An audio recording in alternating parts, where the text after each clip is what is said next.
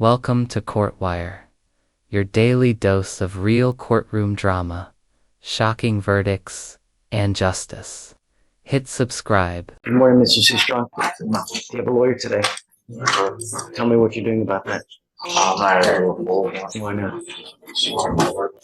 When is the last time? Pause right there. He does not have a lawyer and claims DoorDashing is not enough to afford one. But hold on, does not that raise a bigger legal question? Public defenders are for those truly indigent. If you are working even, judge wants receipts. And trust me, this judge, she's not buying excuses today. You've had a full-time job? Company went out of business in February. I've been DoorDashing. So you are working? What? It's not enough to afford what I got my kids. I don't have enough to afford a lawyer from what I make from DoorDash. How much money do you make a month? I added How much? 300 $300 what? dollars. What? A day? A week? You make $300 a month? I don't believe that. This is where things turn from questioning to cross-examination. Notice the shift. The judge is digging, not just for facts, but for truth. If you say you only make $300 a month, you would better have the bank statements to prove it. Because courts are not just about what you say if they are about what you can prove.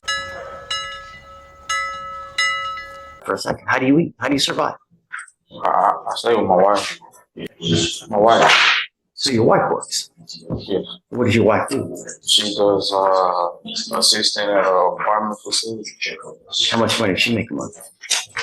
She just started, so I'm really not sure. It's probably been about 3 weeks or so.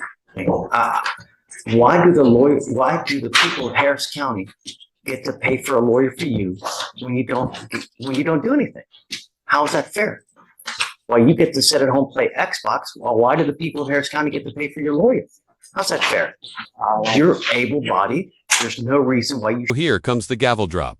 This is not just courtroom talk. This is a real-world intervention. Judges can legally attach conditions to bonds, including employment requirements.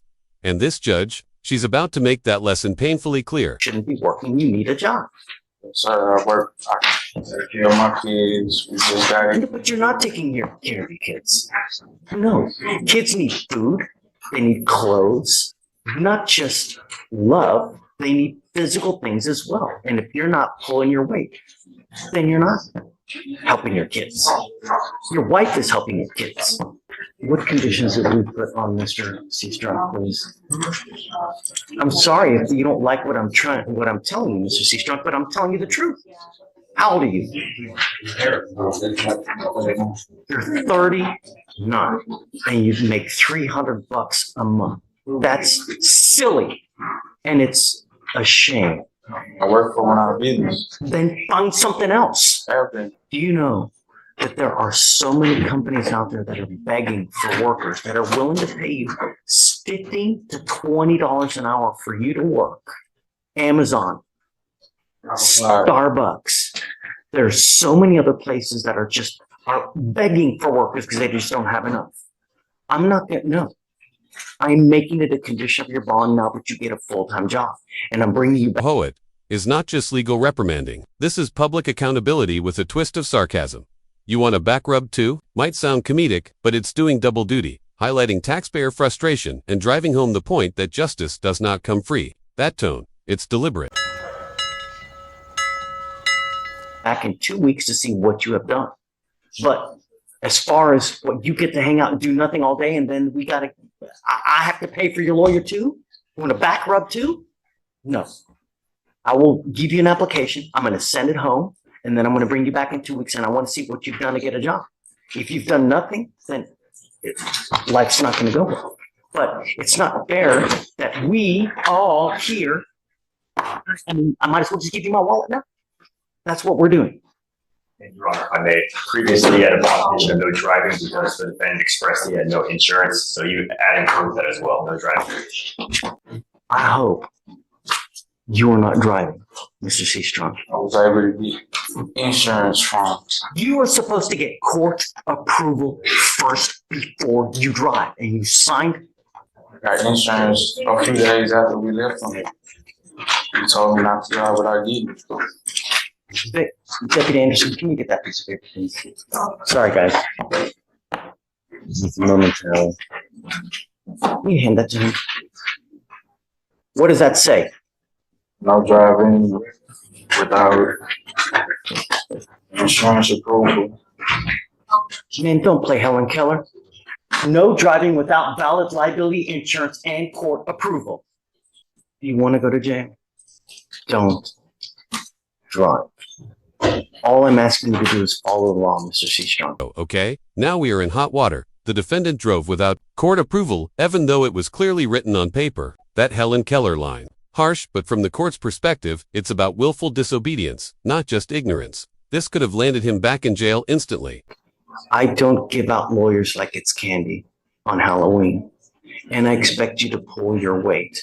And I don't care if you don't like what I'm telling you, but sometimes in life, someone needs to put you over their knee and tell you this is how things need to go. And you, at 39, need to grow up and pull your weight. Start working. Don't be a bum. Can you give him an application? And we will see you back in 2 weeks. And then can you file conditions, please, that he must get a full-time job, please? Good morning, Mr. Jones. Good morning. Mr. Jones, you were wanted out of the state of wherever. Probably denial, I don't know. But I have you here now because your lawyer is asking me to set you a bond. Yes, sir. I don't know. I've never met you before. I don't know who you Order in the are. court. My primary concern are two things. Number one, will you go back to the jurisdiction that you wanted from? Number one. Yes, sir. More importantly, and most importantly, are you a danger to the community? I know that you're going to tell me that you're not. Everyone says that, right? But what really dictates is how you look on paper, because that tells me who you really are. So I just don't know. We'll go. Classic legal reality check. You can say you are not a danger, but the court looks at your rap sheet, not your words.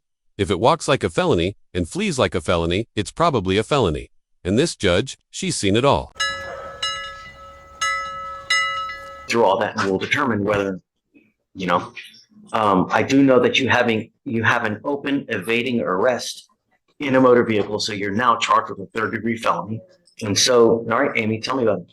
Yeah, he's wanted from St. Lucie County in Florida. Florida. Oh, Yeah.